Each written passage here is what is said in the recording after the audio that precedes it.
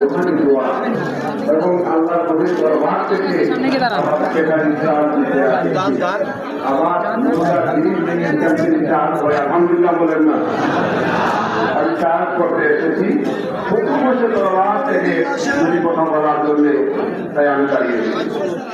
সবাই বলুন ইনশাআল্লাহ। আমরা ভালো আছি না খারাপ আছি? শরীয়তে বলেন যে সমস্ত লোক আজকে এনায়েত করবার দরবার শরীফে উপস্থিত হয়েছেন, তার যদি অর্ধেক কোনো সমাবেশ করা হতো, তাহলে কত আইন শৃঙ্খলা বাহিনী, কত ঝামেলা, কত দাবিতে বৈধ ঠিক কিনা, কত দাঙ্গা হাঙ্গামা হয়ে যেত। অথচ এখানে লক্ষ লক্ষ লক্ষ মানুষের সমাগম, কোথাও কোনো ঝামেলা নাই, ঠিক কিনা বলে? এটাই হচ্ছে আল্লাহর ওলির কেরামত। এটা কিসের কেরামত?